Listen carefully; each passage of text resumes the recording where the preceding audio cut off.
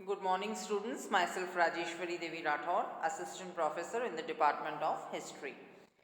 हम महात्मा गांधी के आंदोलन कर रहे थे। हमने असहयोग आंदोलन और सविनय अवज्ञा आंदोलन किए थे। मैंने पिछले वीडियोस में आपको इन आंदोलनों के बारे में बताया था।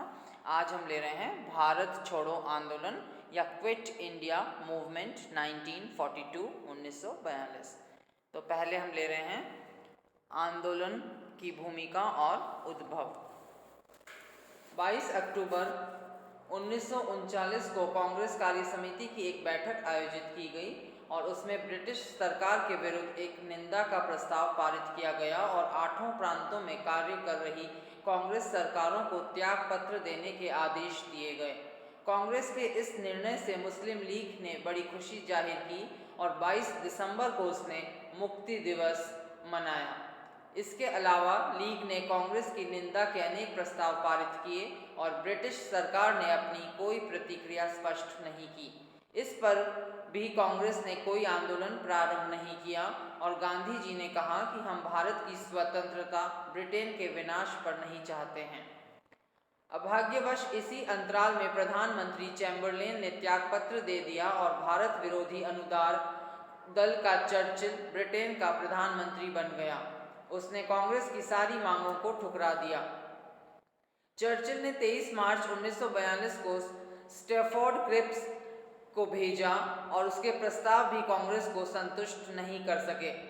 7 से 14 जुलाई के समय में वर्धा में कांग्रेस कार्य समिति की बैठक हुई। उसमें भारत छोड़ो आंदोलन अर्थात क्विट इंडिया आंदोलन का प्रस्ताव पारित हुआ।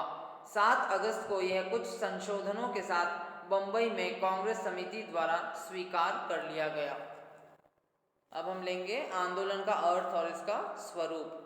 8 अगस्त की मध्य रात्रि को ही कांग्रेस के सभी नेता अनजान स्थानों को बंदी बनाकर भेज दिए गए। नेताओं के बंदी होने के समाचार ज्वर की भांति समस्त देश में फैल गए और यह आंदोलन प्रारंभ हो गया। यह आंदोलन किसी के नेतृत्व में या कुछ नियमबद्ध नहीं करना था। नेहरू जी ने आंदोलन से पूर्व स्पष्ट कर दिया था कि यह आंदोलन हमारी आज़ादी का अंतिम संघर्ष होगा। या तो हम स्वतंत्रता प्राप्त करेंगे या स्वतंत्रता प्राप्ति के लिए मर मिटेंगे। डू और डाई, यह इस आंदोलन का प्रमुख नारा था। अब हम लेंगे आंदोलन की कारण, आंदोलन के प्रेरक तत्व या आंदोलन के कारण।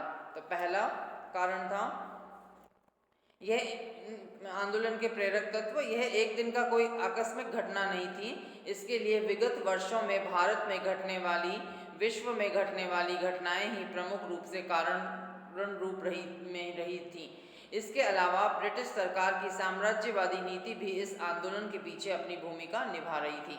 पहला कारण है 1927 में नेहरू का ब्रुसेल्स सम्मेलन में जाना। कांग्रेस की अनुमति पर नेहरू जी ब्रुसेल्स सम्मेलन में भाग लेने गए। यह सम्मेलन साम्राज्यवाद के विरुद्ध आयोजित किया गया था। यह साम्राज्यवादी देशों द्वारा शोषित उपनिवेशों द्वारा आयोजित किया गया था।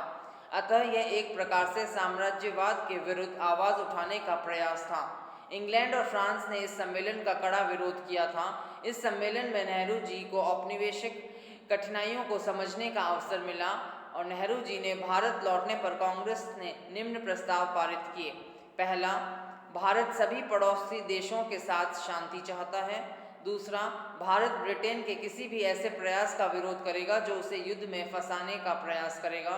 तीसरा, भारत नाजीवाद और फासीवाद के विरुद्ध युद्ध में तभी भाग लेगा जब वह स्वतंत्र कर दिया जाएगा। परंतु ब्रिटिश सरकार ने 1939 में भारत को जबरन युद्ध का भागीदार बना दिया। इस कारण ब्रिटिश सरकार से भारत क्रुद्ध था। दूसरा कारण, 1919 के अधिनियम के अंतर्गत ब्रिटिश सरकार द्वारा द्वैध शासन की स्थापना।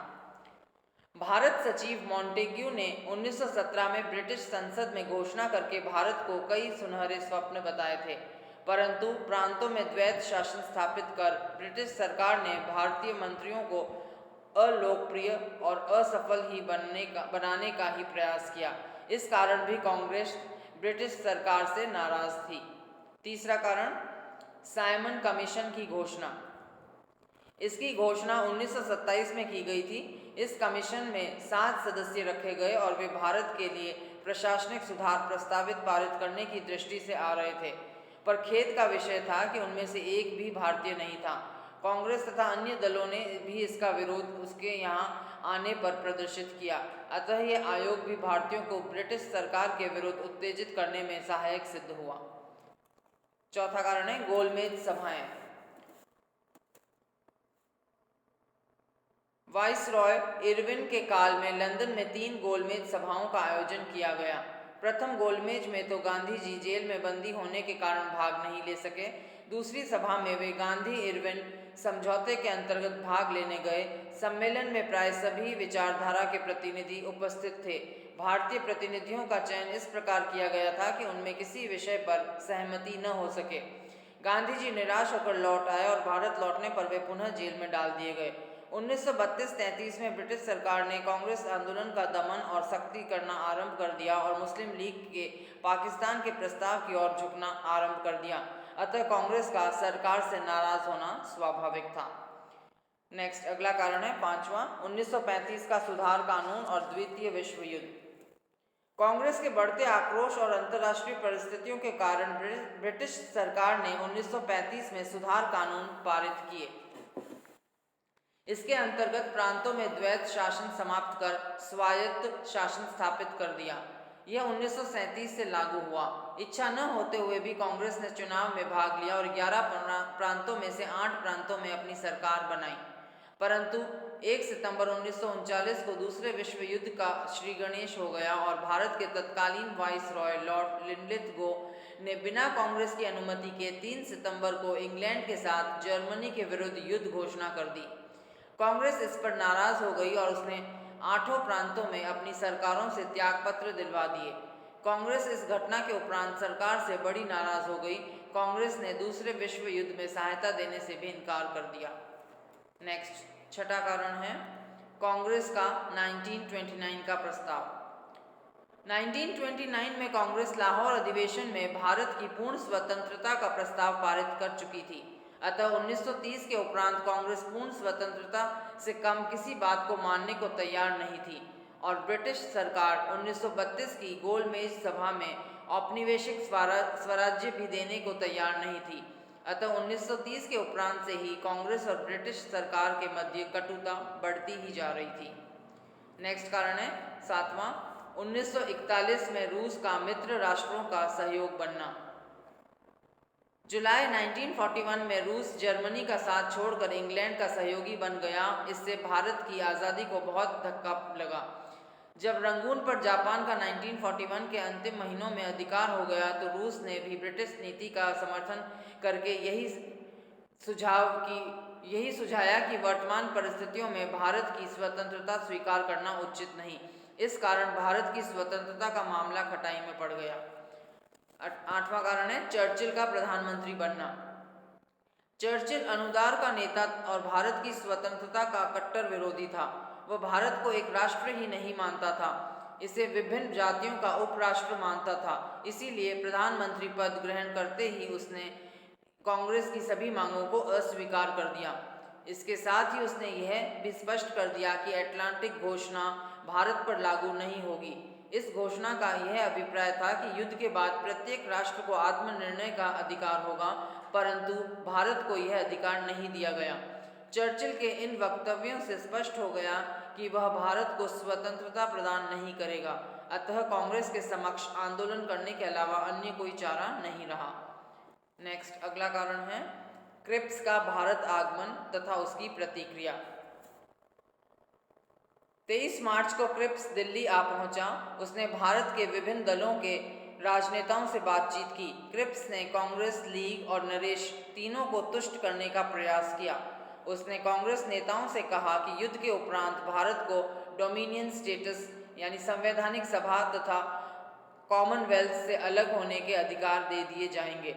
मुस्लिम लीग से कहा कि यह उसकी इच्छा पर रहेगा कि वह संघ में मिलना स्वीकार करे या न करे। इसी प्रकार नरेशों से भी कह दिया कि वे संघ से स्वतंत्र रहकर भी अपना स्वतंत्र राज्य बना सकते हैं। भारत को स्वतंत्रता देने की क्रिप्स ने कहीं चर्चा नहीं की, अतः क्रिप्स मिशन भी असफल हो गया। इस असफलता ने भारतीय कांग्रेस का आक्रोश और बढ़ा दिया। संतोष का अंत हो गया, गांधी जी के विचार भी बदलने लगे। और नेक्स्ट लास्ट कारण था बर्मा से आने वाले भारतीय शरणार्थी। सिंगापुर पर जापानी सेनाओं का अधिकार होते ही बर्मा में बसने वाले भारतीयों को अपनी सुरक्षा की चिंता हो गई। उधर बर्मा में बसने वाले अंग्रेज़ों की चिंता ब्रिटिश सरकार को हो गई। बर्मा से अंग्रेज़ों को तो भारत आने के लिए एक सुविधाजनक सड़क का निर्माण करा दिया गया। उस सड़क से भारतीयों का आना वर्जित कर दिया गया। अतः बर्मा पर ज्यों ही सुभाष के सैनिकों ने बम बरसाना आरंभ किया, अंग्रेज़ आराम से भारत आ पहुँचे। भारतवासियों को भारत पहुंचने के लिए जंगली जानवरों से परिपूर्ण जंगलों और पर्वतों की दुर्गम घाटियां पार करनी पड़ी। बर्मा से आने वाले भारतीय शरणार्थियों ने जब अपनी दुखपूर्ण करुण गाथा भारत में सुनाना आरंभ किया तो भारतीयों में अंग्रेजों के विरुद्ध आक्रोश उत्पन्न हो गया।